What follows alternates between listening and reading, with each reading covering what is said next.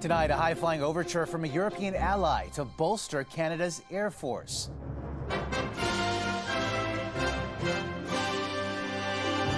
CTV News on the ground in Sweden.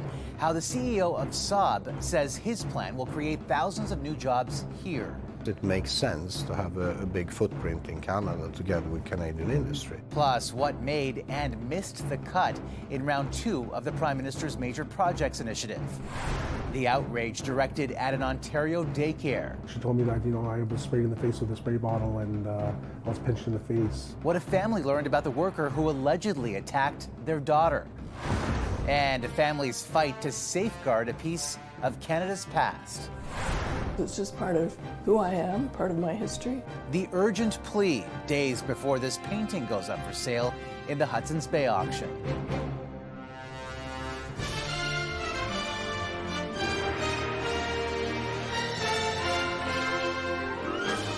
CTV National News with Omar Sachedina.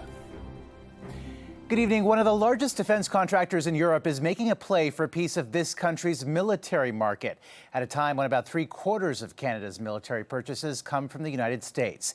CTV News has confirmed that Sweden's Saab, the maker of the Gripen fighter jet, wants Ottawa to add the aircraft to its fleet.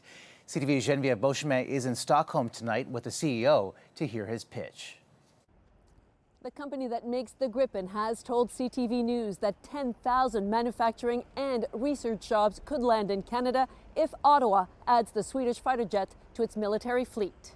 The president and CEO of Saab, Mikael Johansson, confirmed he's talked with Ottawa about making Gripens in Canada. He's also met with companies including Bombardier, CAE and IMP in Nova Scotia. It's important for Canada to have sovereign capability in Canada to do their own upgrades, to build parts of it, to do final assembly and tests. We, as Saab, we are prepared to do that technology transfer to Canada and support that build-up.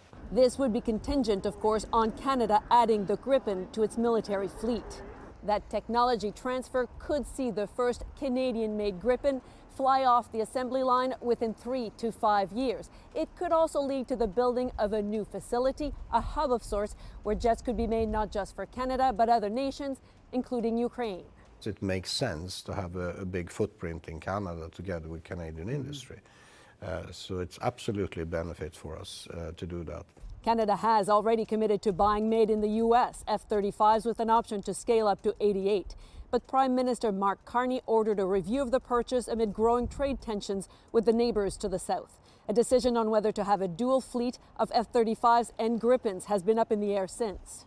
A large delegation from Sweden, led by the King and Queen of this country here, is headed to Canada next week with the aim of strengthening ties. Johansson is also making the trip, which is making a stop at Bombardier. We are focusing quite heavily to make sure that Canada has all the information they need for the moment. And then it's up to Canada to decide. There's no word as to just when a decision could be announced. Geneviève Beauchemin, CTV News, Stockholm. Well, exploring other markets is how Canada wants to reduce its reliance on the United States, and another way, shoring up domestic capabilities. The Prime Minister today revealing the next group of projects to be fast-tracked. CTV's senior political correspondent Michael Couture on what made the list.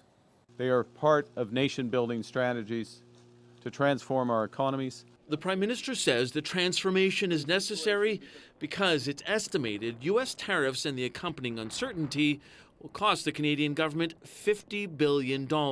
Silicim's will become Canada's second largest LNG facility with a capacity to export 12 million tons of LNG every year to new markets. In addition to that facility, the second round of projects includes a hydroelectric development project in Iqaluit, the Sisson Mine project in New Brunswick, the Crawford Nickel Mine project in northern Ontario, the North Coast Transmission Line in northwestern BC, and the Nouveau Monde Graphite Mine north of Montreal. All of them at various stages of development. And the head of the Major Projects Office says her role will be to speed up the process. Our job is all about making sure that people get across the line, get everything they need to get built on time and on budget. Conservative leader Pierre Poilievre says the new federal office is part of the problem. He's created yet another bureaucracy, a new bureaucratic hurdle for miners and oil and gas enterprises and other resource companies to jump through in order to get anything approved. The Sisson mine has been talked about for years, and New Brunswick's premier wants additional help to ensure its longevity. We are looking for an offtake agreement. We're looking for a price floor. Those two tools help both attract more investment and secure the value of the resource. A government source tells CTV News those types of measures were discussed by natural resources ministers from the G7 2 weeks ago in Toronto. Their new production alliance is an effort to prevent China from cornering the market on critical minerals. Omar? All right, Mike, thanks. One project that did not make the cut is a pipeline Alberta's premier has been championing. Pushing against it is BC, where two of the new major projects are located. We have reaction from both provinces tonight, starting with CTV's Kathy Lee in Alberta. Alberta's pipeline dreams still just that, the project missing from Ottawa's second round of nation-building initiatives. But Premier Danielle Smith remains optimistic. It's only recently, during this moment of national soul searching, that we've seen any change in Ottawa's outright hostility towards oil and gas. For weeks, Smith has been pushing for a pipeline from Alberta to British Columbia, some not surprised by its omission from the federal government's list. We know it's in progress, but it's not in a position where it can be moved ahead. Alberta is working with the federal government on a memorandum of understanding that includes revising laws deterring energy investment and securing approval for a bitumen pipeline to Asian markets. I'm personally encouraged by the progress that we're making. I think that the relationship with Carney has represented a form of an opportunity. I think that Premier Smith has shown up differently in this relationship, and it seems to me that, frankly, she's given a lot of chances. Smith has said this week that she is hoping the memorandum of understanding will be ready by the Grey Cup, which is this weekend. Kathy Lee, CTV News, Calgary. I'm Andrew Johnson in Terrace, BC, the heart of LNG and mining investment territory, where multiple projects promise decades of new employment. People need to work. People need to put food on their table. So if that creates jobs, that's good for the economy. It's good. It's really good. The new transmission line Prime Minister Carney has added to the major projects list will double the electricity flowing to this region. Silissum's LNG, the proposed floating facility off nearby Prince Rupert, could provide hundreds of permanent jobs. That's in addition to the local boost being provided by Canada LNG in Kitimat, 40 minutes away. Terrace's mayor is looking for federal help to handle the growing pains. All this economic activity is around our community, but it's not inside our community, which means we don't receive any of the taxation that's created from these jobs, but we do receive the impacts. But several local First Nations opposed to the LNG project and vowing to protect the environment are ready to fight. We don't have enough doctors. We don't have enough nurses. We don't have enough caretakers. Yet we're talking LNG and transmission lines. It promises to be a very active next decade in northwestern British Columbia with its proximity to Asian markets, hungry for energy. Andrew Johnson, CTV News, Terrace, BC. CSIS is warning that China and Russia have significant interest in the Arctic and are spying on governments and businesses developing the vast region's potential. Non-Arctic states, including the People's Republic of China, seek to gain a strategic and economic foothold in the region. Russia, an Arctic state with a significant military presence in the region, remains unpredictable and aggressive. Canada's spy agency says it has shared the information with Inuit and territorial governments. In that same update, the CSIS director warned about the number of young people being radicalized, many of them online, adding that 10% of all terrorism investigations in Canada now involve a minor. A troubling story is emerging from an Ontario daycare tonight about the shocking manner in which a young child was disciplined. And as CTV's Adrian Gobriel reports, it wasn't the first time. A daycare is a safe haven, or so the Pedano family thought, until their 4-year-old daughter came home and shared a troubling tale. Sorry. On August 6th, the Pedano's daughter told her parents that as punishment at daycare, a worker pinched her mouth closed and sprayed her in the face with a liquid. Bright Path Early Learning and Childcare launched an investigation, as did a local child services agency, who called the family with this shocking finding. We've concluded that The employee there did significantly cause harm to your daughter by placing her at risk at harm by spraying in the face with a bottle containing either bleach and water or soap and water. We had a conversation with the director, and she shared that the individual was already on a safe work plan. So I was flabbergasted. I was like, what? You learned that there was another family. There was another child. Yeah, we had no idea. On November 4th, this letter was sent by BrightPath to families. It claims that the childcare worker under investigation had no prior disciplinary history and that he was reinstated under a comprehensive safety and retraining plan. That was news to the Filipini family, who say they reported the same employee to BrightPath 1 month before the Padano's daughter says she was assaulted. There was this educator who flicked him on the nose and on his mouth. CTV National News sent BrightPath an email today. They responded with this update saying that following our initial investigation, we became aware of additional information. As a result, we have terminated the employment of this individual with immediate effect. Child Services, though, has refused to share the findings of its investigation publicly. The interest of the public, especially where minors are involved, needs to trump the privacy concerns that people are throwing up to stifle these kinds of investigations. Nobody knew what was happening until we shared our story. The Badanos went public to protect all of the children at this childcare center and throughout their community. Omar. All right, Adrian, thank you. The former wife of an accused sexual predator is demanding charges be laid in the alleged drugging of their young daughter. The Ontario man behind bars because of a W5 investigation is already facing a slew of additional charges relating to an online network of men who secretly drug and videotape their partners. Here's W5's Avery Haynes. Half a dozen videos, the victims seemingly drugged, the man filming not even trying to hide his face. It was these publicly posted videos, as well as information W5 shared with police, that led to the dramatic arrest of 37-year-old Brian Hayward last May in Hamilton. Busted! Hayward, behind bars, is now facing a total of 60 charges involving more than 12 women, including 12 counts of aggravated sexual assault, 13 counts of administering a noxious substance, and distributing intimate images without consent. I would like to say I was surprised, but unfortunately I was not. I was expecting more victims to come forward. Hayward's former wife, Chelsea Davies, says police have not found any images of her on his devices. But she wants to know why he's still not been charged in the alleged drugging of their young daughter. It's not a coincidence that she was drugged while she was in his care. And to pretend that it is a coincidence is horribly misguided and not a path to justice. In 2023, Davies says her ex-husband returned their 11-year-old daughter from a visit, drooling, slumped over, and lethargic. This toxicology report came back positive for a sedative, benzodiazepine. I did everything right. As soon as she was returned to me, within 10 minutes I had her in the emergency room. I told the police, I told CAS immediately that I suspected Brian of drugging her. This was 2 years before W5 tipped off Hamilton police about Brian Hayward. He's never been charged in the allegations of drugging his daughter. Before your involvement, I had spoken with the police multiple times and nothing was done. Hamilton police released this statement to W5. Investigators continue to work closely with the Crown Attorney's Office to determine whether there are sufficient grounds to lay any additional charges.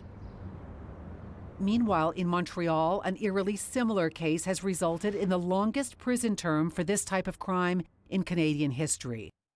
30-year-old Samuel Maudry sentenced to life, 25 years behind bars, after pleading guilty to drugging more than a dozen women and videotaping their sexual assaults. Avery Haynes, CTV News, Toronto. CTV News has learned that the Ontario government is making a big move in healthcare. It's launching a program that would move hundreds of patients out of hospitals and into their homes to be cared for by private companies. CTV's John Woodward finds out what's behind the project.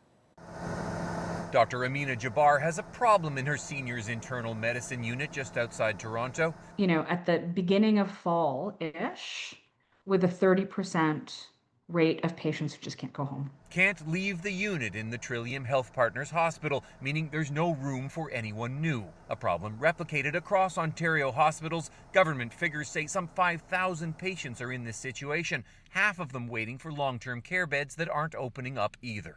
The Ontario government proposing to find a way to care for them at home, according to documents obtained by CTV News, the model called high-intensity bundled home care. A call for proposals for companies who can care for patients who meet a crisis designation, who have mental health or addictions issues, and who are awaiting rehab but can't get a rehab bed. At this stage, the ministry is planning for 570 weekly active patients across Ontario, 145 of those in Toronto. The government would pay a flat fee of $1,500 per week for people with mental health or addictions issues and $5,000 per week for anyone with higher medical needs. Critics worry there's already a worker shortage. I hear from home care recipients all the time that it is very difficult to find workers. There are missed appointments. There are issues with, of course, the safety that comes with that. The province's opposition is recalling problems with previous efforts at home care. People going without catheters. We've all heard those nightmare stories. So I have some very deep concerns. Dr. Jabbar, hopeful but skeptical it's enough. It is the supports that we absolutely need at home.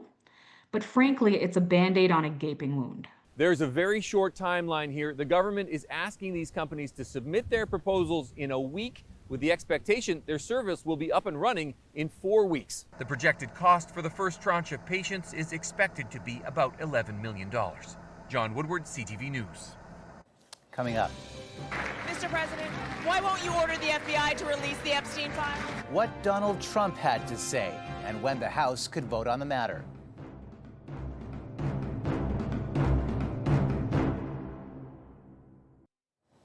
U.S. lawmakers are inching closer to a vote on releasing all of the files regarding sex offender Jeffrey Epstein after 20,000 pages of documents from his estate, some mentioning Donald Trump, were made public. As CTV's Washington Bureau Chief Joy Malbon reports, we got more details today about what's in them. Mr. President, why won't you order the FBI to release the Epstein files? It's the question that has dogged the president. In thousands of newly released emails from convicted sex offender Jeffrey Epstein, Donald Trump's name is mentioned time and time again. Writing a reporter in 2015, Epstein suggests he might have dirt on Trump. Would you like photos of Donald and girls in bikinis in my kitchen? In 2019, when President Trump was running for re-election, Epstein wrote author Michael Wolff, alleging Trump knew about Epstein's crimes. Of course he knew about the girls, and he asked Ghislaine to stop. Epstein also appears to confirm in an email that the former Prince, Andrew, was with the late Virginia Giuffre. Yes, she was on my plane, and yes, she had her picture taken with Andrew, contradicting the former prince's claim he had never met his accuser. President Trump says he broke with Epstein in the 2000s and denies any wrongdoing, but Trump promised his MAGA supporters he would release the Epstein files, survivors pleading for the truth to come out. Just rip the Band-Aid off all at once, give the public what they need, and give us what we need, which is transparency. In Washington, the politics are shifting. More Republicans breaking ranks to join Democrats demanding full public disclosure of Epstein's crimes. Who else, if anyone, did Epstein traffic young women to? And if they were punished, how were they punished? And if they weren't punished, why? The Epstein scandal has consumed Washington, with the House expected to vote next week on whether to release the Epstein files. Omar? CTV's Joy Malbon in Washington. Joy, thank you. Still ahead. I never became an American citizen. I'm Canadian. How the Great One is stick-handling criticism over his patriotism.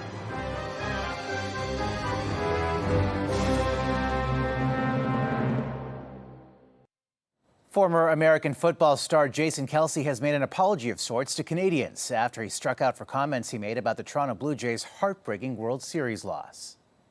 True maple syrup and poutine for our face.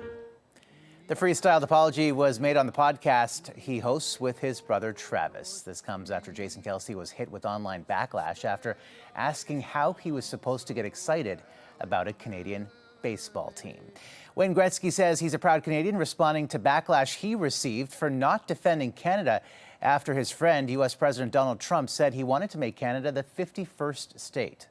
So I can't stop the prime minister for saying something. I can't stop the president for saying something. I just kind of like, well, I'm just a hockey player, simple as that. Back in February, when Gretzky was introduced as the honorary captain for Team Canada during the NHL Four Nations tournament, he was criticized on social media for not wearing a Team Canada jersey and not speaking out against Trump's comments. Still ahead, a family's personal connection to this painting and how they're fighting to keep it here.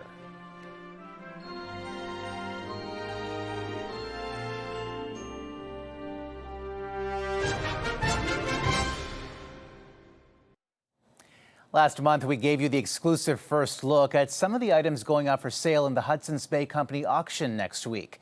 Well, after that story aired, a viewer emailed us with a deeply personal connection to one of the items.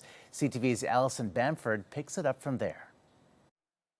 His first experience was at his father's easel. A portrait of a young Frederick Marlett Bell Smith, the focal point on a wall of art dedicated to his legacy. It's just part of who I am, part of my history. Nancy Bell Smith is Frederick's great-granddaughter. She never met the Canadian artist, but they're connected through his work. Some she's inherited, others she's purchased. He's first sold it for $15. I paid a little more than that, you know.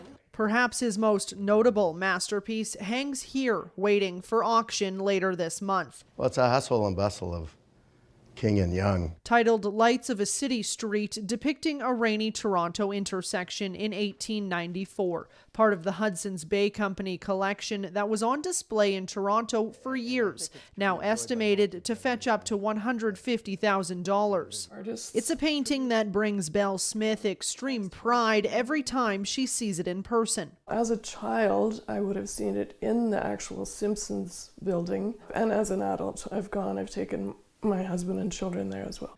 Like these paintings that Belle Smith has enjoyed for years, she wants one of her great-grandfather's most famous works to stay in Canada for everyone to enjoy. It would be a shame if it was in a private collection somewhere and nobody is able to see it. She's sent letters to Toronto museums, galleries, and government officials asking them to consider acquiring the piece. Belle Smith heard back from the Art Gallery of Ontario, the curator telling her they are giving it due consideration, but are not at liberty to reveal their intentions. That made me feel hopeful that they had some intentions toward the painting.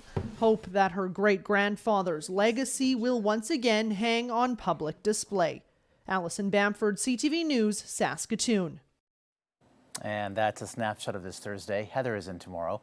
For all of us at CTV National News, thank you for watching and good night.